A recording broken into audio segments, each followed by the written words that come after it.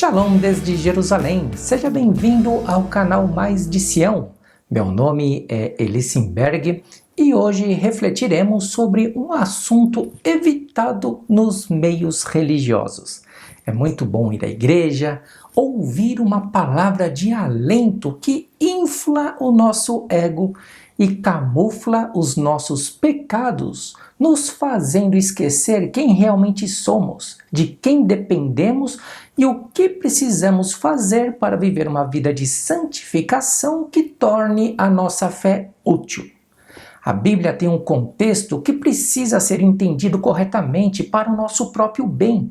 Caso contrário, teremos milhares de crentes condenados, tendo uma falsa esperança por causa de uma fé inútil e destruidora. Infelizmente, esta é a realidade de nossa geração. Em breve, a humanidade sentirá na carne a mensagem pregada pelas duas testemunhas do Apocalipse. Sentirão na pele o cântico de Moisés.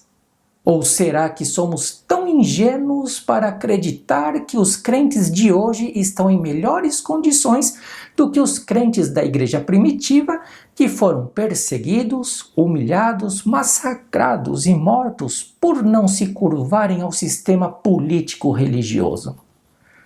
Se Yeshua, Jesus, viesse hoje da maneira como ele veio há 2000 anos atrás, ele seria morto pelo sistema político-religioso ao som de músicas e danças da igreja contemporânea. É por isso que ele está vindo como o leão da tribo de Judá para implantar seu governo com vara de ferro. Ele não está vindo em nome de nenhuma religião. No reino de Deus não existe lugar para politicagens da igreja moderna.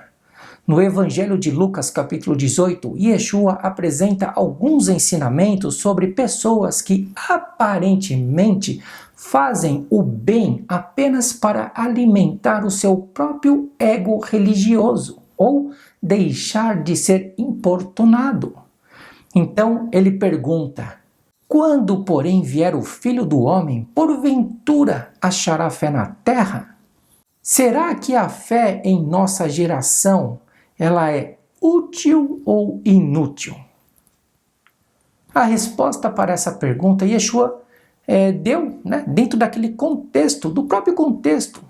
Ele disse que, como aconteceu nos dias de Noé, assim será também nos dias do Filho do Homem.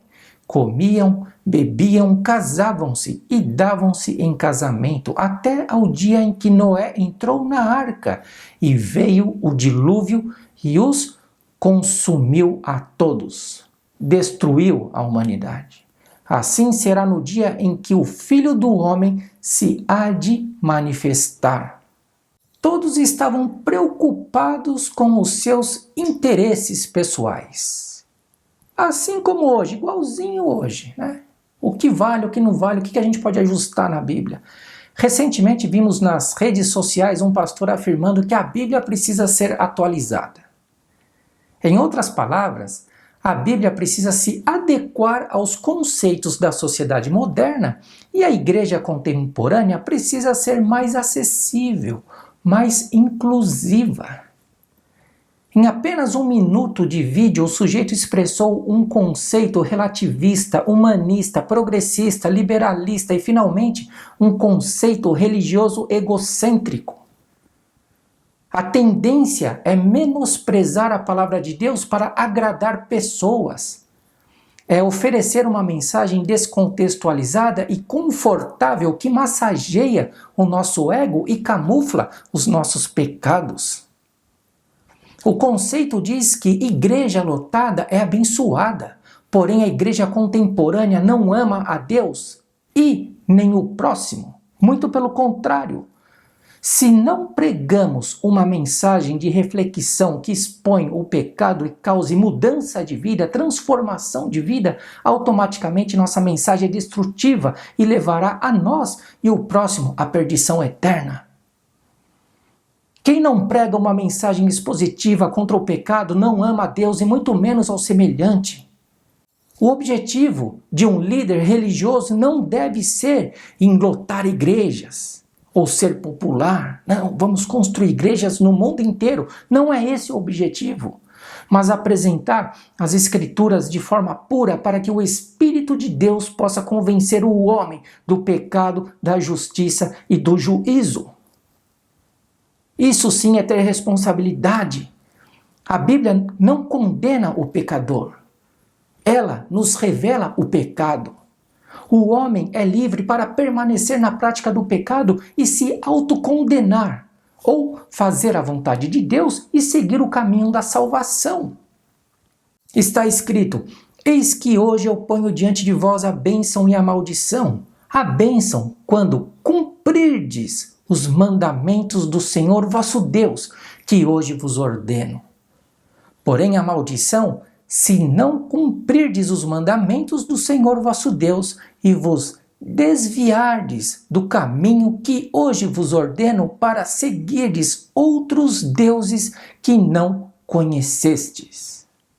O que temos aprendido em nossas congregações? Uma mensagem de obediência aos mandamentos de Deus?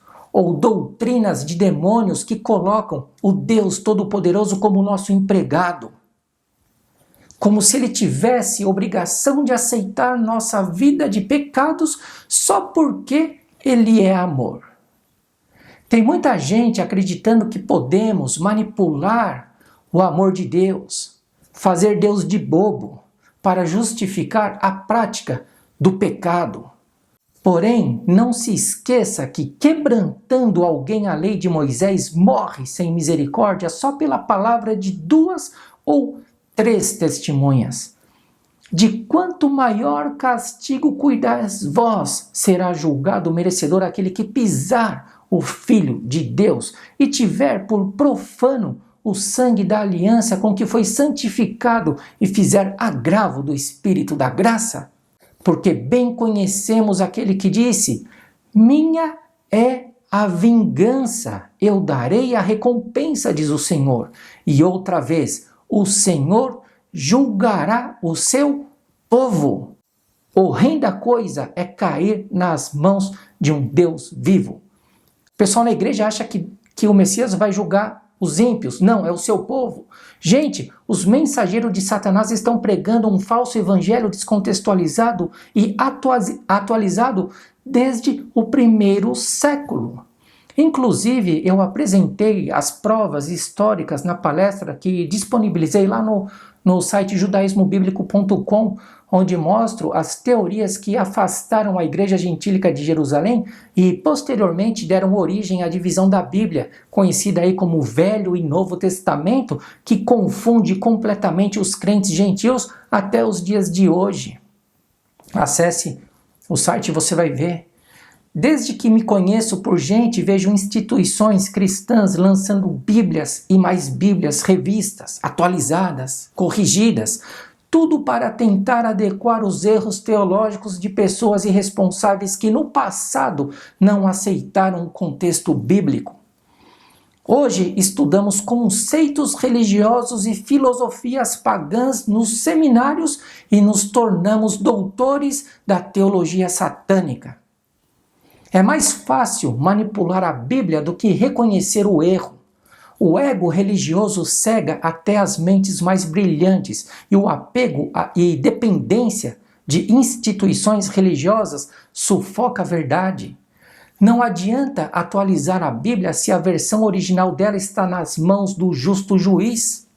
Está escrito: e abriu-se no céu o templo de Deus, e a arca da sua aliança foi vista no seu templo, e houve relâmpagos, e vozes, e trovões, e terremotos, e grande saraiva. E vi os mortos, grandes e pequenos, que estavam diante de Deus, e abriram-se os livros. E abriu-se outro livro, que é o livro da vida, e os mortos foram julgados pelas coisas que estavam escritas nos livros, segundo as suas obras. Mesmo que os teólogos e líderes religiosos atualizem alguns textos das Escrituras, mudem, a justiça e o juízo de Deus não será atualizado conforme os interesses dos ateus religiosos. Está escrito: porque todos os que sem lei pecaram, sem lei também perecerão, e todos os que sob a lei pecaram, pela lei serão julgados. Não tem conversa, porque os que ouvem a lei não serão justos diante de Deus, mas os que praticam a lei hão de ser justificados.